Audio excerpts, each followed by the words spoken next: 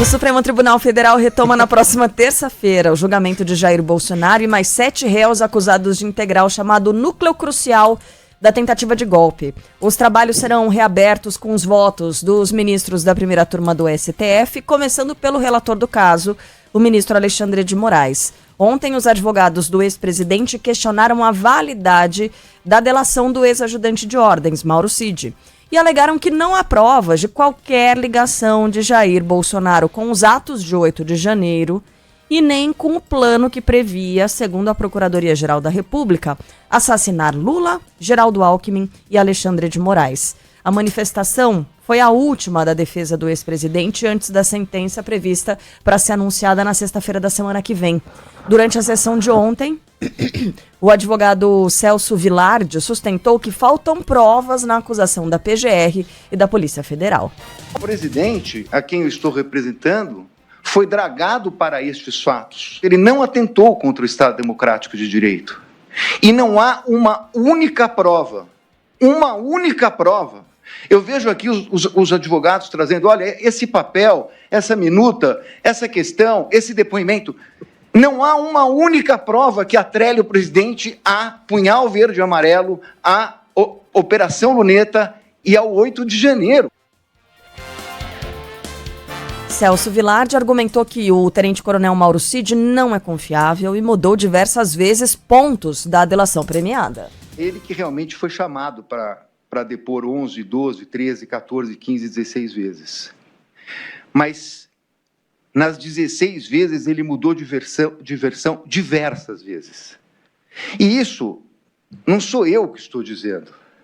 É, na verdade, o Ministério Público Federal e a Polícia Federal, no último relatório de novembro, quando se disse que ele tinha inúmeras omissões e contradições.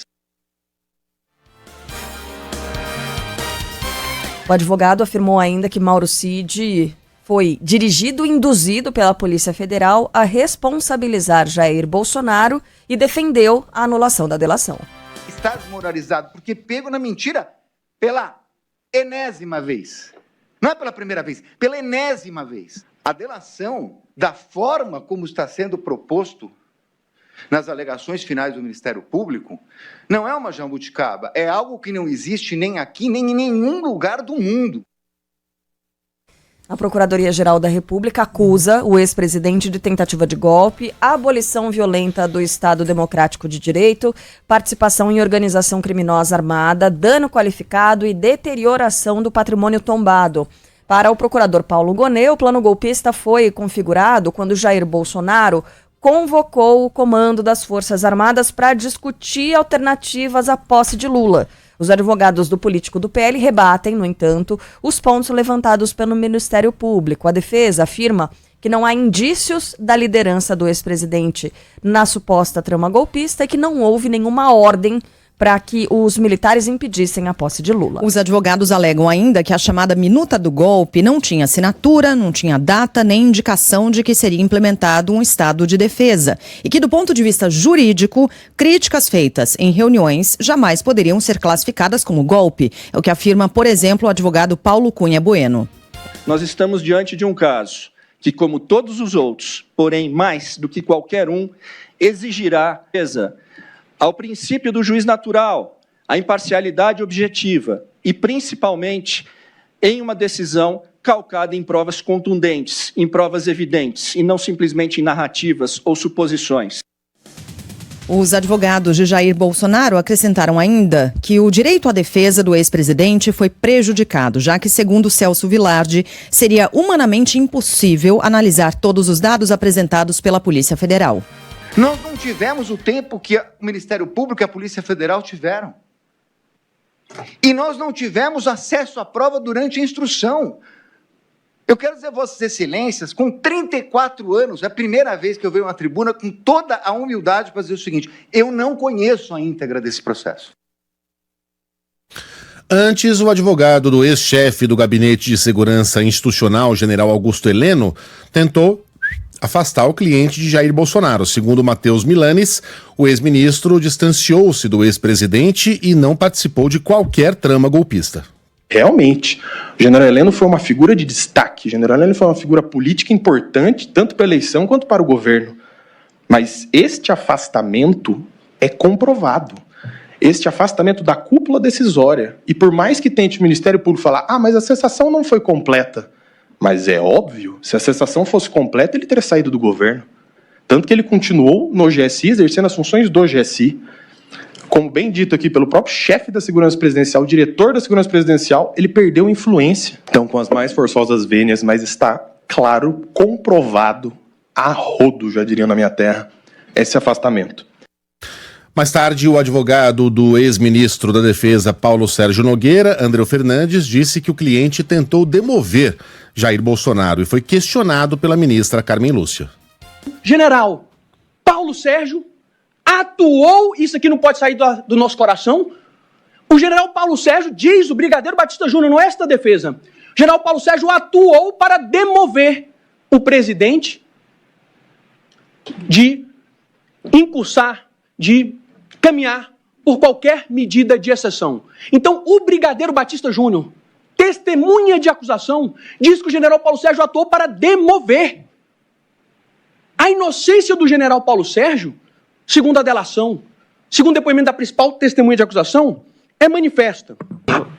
Pudesse apenas, doutor Andreu, fazer um esclarecimento, porque Vossa Senhoria, eu copiei aqui 5 vezes, diz que o réu, neste caso, o cliente de Vossa Senhoria, aspas, estava atuando para demover o presidente da República. Demover de quê? Porque até agora todo mundo diz que ninguém pensou nada. Claro, claramente, Vossa Excelência. Demover de adotar qualquer medida de exceção. Muito obrigado. Atuou ativamente. E é a prova dos autos. Obrigado. Muito obrigado.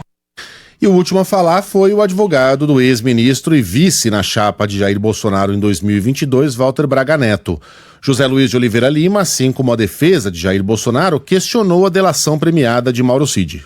Evidentemente, também naquela época, ministro Flávio Dino, essa corte debateu nos acordos que tinham sido celebrados na Lava Jato a falta de apresentação de provas. Neste caso, o Ministério Público instaurou um procedimento para que o réu colaborador apresentasse provas e ele não apresentou.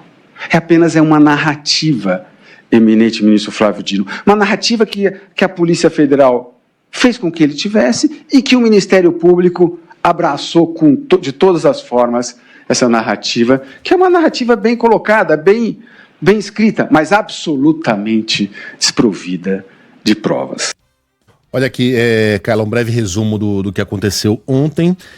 A nossa função aqui é se informar o máximo possível, né? Ler as pessoas que entendem do riscado e aí embrulhar a notícia e entregar para o nosso ouvinte, né? Nós não somos juristas, mas nós lemos e consultamos juristas.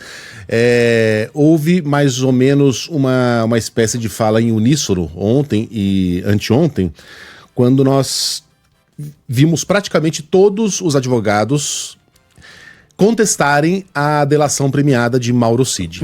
Né?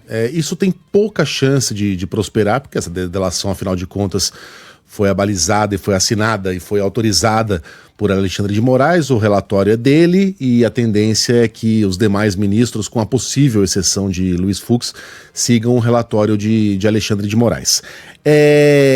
A situação dos réus é bastante complicada, com talvez 2 exceções. Né? 2 pessoas que podem estar vislumbrando ali uma pena menor ou, quem sabe, até absolvição. Eu estou falando do ex-ministro da Defesa, Paulo Sérgio Nogueira.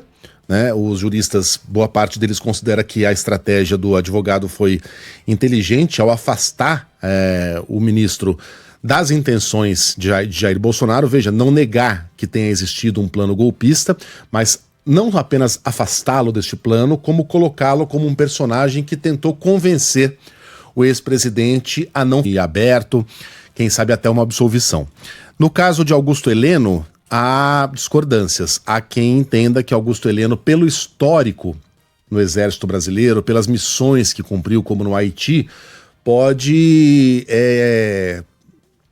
ter a sua pena reduzida ou eventualmente agora fosse alguém muito presente no governo, muito voluntarioso, cuja voz estava sempre sendo ouvida, ele não participou ativamente de uma tentativa de ruptura democrática no Brasil.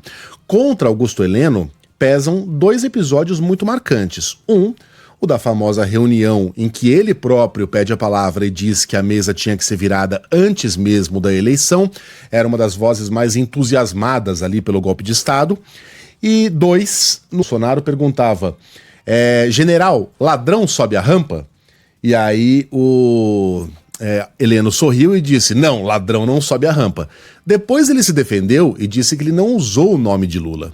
Ele apenas informou que ladrões não sobem a rampa de uma maneira genérica, o que, vamos combinar, é uma ofensa à nossa inteligência. A gente sabe exatamente do que ele estava falando ali e Alexandre de Moraes também sabe. Então, o quanto o ministro Alexandre de Moraes vai pesar esses episódios factuais e o quanto ele vai pesar o histórico de Augusto Heleno, saberemos na próxima terça-feira, quando o Alexandre lê o seu relatório, que provavelmente será seguido, se não na íntegra, mas em boa parte dele, pelos demais ministros. Os demais réus têm situação bastante complicada, porque os crimes foram todos conduzidos ali à luz do dia, todo mundo viu o que aconteceu. Quem leu a denúncia vê que ela é extremamente bem amarrada e bem acabada, então a situação é bastante complicada, né? Mas, de novo, cabeça de juiz, bumbum de neném, etc, etc.